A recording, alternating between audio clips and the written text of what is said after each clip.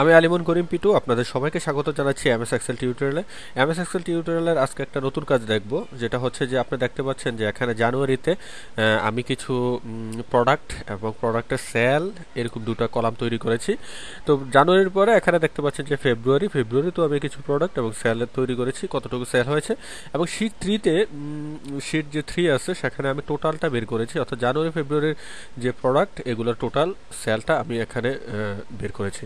তো এখানে আজকে যে কাজের বিশেষত্বটা হচ্ছে, ধরুন যে এখানে আমি জানুয়ারির যে অ্যাপেল লেখা আছে এখানে যতটুকু সেল হয়েছে সেটা যদি আমি ধরেন 21-এর জায়গায় 100 দিয়ে দিলাম, তো 100 দেওয়ার পরে আপনি দেখেন যে শীট থ্রিতে এখানেও জানুয়ারিতে 100 হয়ে গেছে। তার মানে হচ্ছে যেটা জানুয়ারিতে যদি আমি আপডেট করি তাহলে এই যে শীটটা আছে এই শীটও সেটা আপডেট করে নেবে। তারপর আরেকটা বিশেষত্ব হচ্ছে, ধরেন যে এখানে আমি ক্লিক করার পরে মাউস দিয়ে ট্যাব বাটন চেপে আমি যদি এখন একটা নতুন ডেটা নেই, ধরেন যে লিখলাম যে ডেটা টু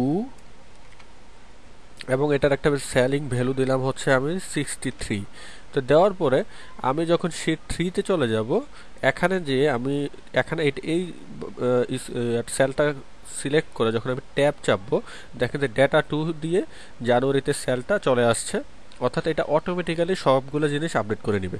তো এর আগে আমি আমার একটা প্রজেক্ট টিউটোরিয়ালে আমি বলেছিলাম যে স্টুডেন্টের নেম আসে না, তার সাথে সাথে শুধু তার ভ্যালুগুলো আসে।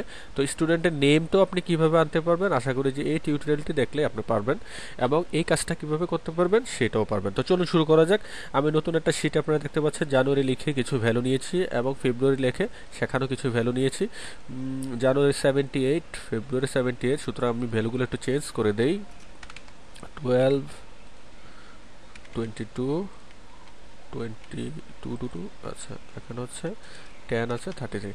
ওকে, তো এখন আমরা যেটা আমার প্রথম যে কাজটা সেটা হচ্ছে যে আমি এই দুটা শীটের যে ভ্যালু আছে অর্থাৎ সেলিং ভ্যালু আছে সেটাকে আমি শীট 7-এ আমি সামেশন করব। তো সেটা করার জন্য প্রথম হচ্ছে প্রোডাক্টগুলোর নাম। তো প্রোডাক্টগুলোর নাম নেওয়ার জন্য আমি সবগুলো প্রোডাক্ট এখানে সিলেক্ট করে কন্ট্রোল+C চাপি, অর্থাৎ কপি করলাম। কপি করে শীট 7-এ যে কোনো একটা সেল সিলেক্ট করে এখানে আমরা পেস্ট করব। তো পেস্ট করার ক্ষেত্রে এখানে পেস্ট যে স্পেশাল লেখা আছে সে পেস্ট স্পেশালে ক্লিক করে আমরা এখানে দেখেন লেখা আছে যে পেস্ট লিঙ্ক, এই পেস্ট লিঙ্কে ক্লিক করব। তো ক্লিক করার পর আপনি দেখেন যে পেস্ট হয়ে গেছে এবং এর মধ্যে একটা বিশেষত্ব হচ্ছে যে আগের যে সেল ছিল, অর্থাৎ সেল এই যে 4-এ যে প্রোডাক্টগুলো ছিল এটার সাথে সেল 7 এটা একটা লিঙ্ক হয়ে গেছে, অর্থাৎ ওইখানে আপডেট করলে এখানেও আপডেট হবে। তারপরে চলুন যে দ্বিতীয় আমরা এখানে যেটা করব জানুয়ারিতে যে সেলটা হয়েছে, তো সেটা করার জন্য আমরা এখানে লিখি যে জানুয়ারি। আর আপনারা জানেন যে এটা যখন ড্র্যাগ করব তখন ফেব্রুয়ারিটা চলে আসবে। তো জানুয়ারির কিছু ভ্যালু আমরা নিয়ে নেই। তো জানুয়ারির কিছু ভ্যালু নেওয়ার জন্য এখানে জানুয়ারির ভ্যালুগুলো আমরা কপি করব, কন্ট্রোল+C, এখানে যে পেস্ট স্পেশাল, তারপর হচ্ছে পেস্ট লিঙ্ক। এবার হচ্ছে ফেব্রুয়ারি ভ্যালুগুলো নিব, এই পুরোটা ফেব্রুয়ারি ভ্যালু সিলেক্ট করে কন্ট্রোল+C, তারপর শীটে যে পেস্ট স্পেশাল, ওকে পেস্ট লিঙ্ক। আচ্ছা, তো এখন আপনারা দেখতে পাচ্ছেন যে আমি যখন জানুয়ারি এবং ফেব্রুয়ারি ভ্যালুগুলো নিয়ে নিয়েছি, এখন আমি দেখি যে আমার 4-এর যে ভ্যালু আছে সেটা চেঞ্জ করলে সেটা 7-এ চেঞ্জ হয় কি না। তো 67 আছে, 65 আছে, তো সেটাকে আমি 69 বানিয়ে দিলাম।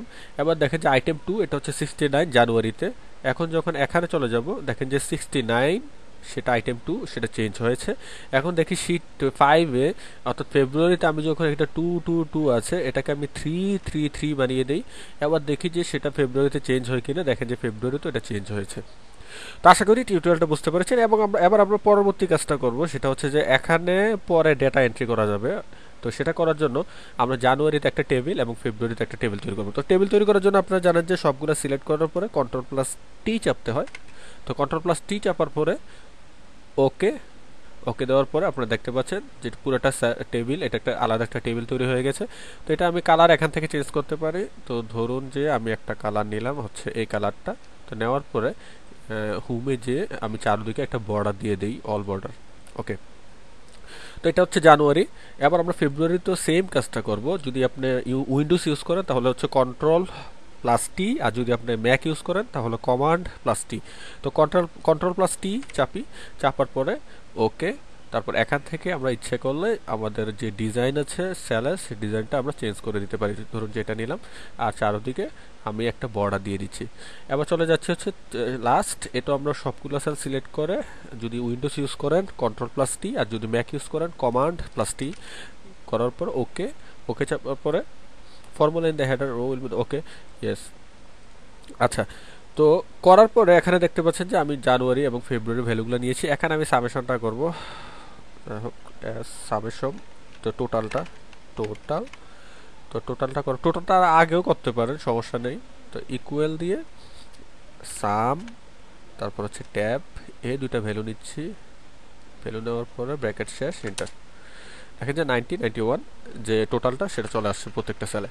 তো এখানে পরবর্তী যে কাজটা করব সেটা হচ্ছে যে আপনারা দেখেন যে এখানে আমি যদি আপডেট করি সেটা ওইখানে যায় কিনা। তো এটা করার জন্য এই সেলটা সিলেক্ট করে, অর্থাৎ যে সেলটার এই কোণার মধ্যে একটা ছোট্ট একটা কালার আছে সেই সেলটা সিলেক্ট করে যখন ট্যাব চাপবো লিখবো হচ্ছে আইটেম 5 এবং সেটার একটা সেলিং ভ্যালু দিব ধরুন 89। দেওয়ার পরে আপনার শিট 7-এ চলে যেয়ে এখানে যে আমি যখন ট্যাব চাপবো দেখেন যে আইটেম 5 89 089 চলে আসছে। তো আশা করি যে টিউটোরিয়ালটি বুঝতে পেরেছেন। তো এই টিউটোরিয়ালের মাধ্যমে দেখাতে চেষ্টা করেছি যে কিভাবে আপনারা পেস্ট স্পেশাল ইউজ করে আপনারা কিভাবে লিংক দিবেন, এবং আশা করি এই টিউটোরিয়ালটি দেখার পর অনেক ছোট ছোট কাজ আপনারা এক্সেল দিয়ে খুব ভালোভাবে করতে পারেন। তো ধন্যবাদ, পরবর্তী টিউটোরিয়াল দেখার আমন্ত্রণ রইল।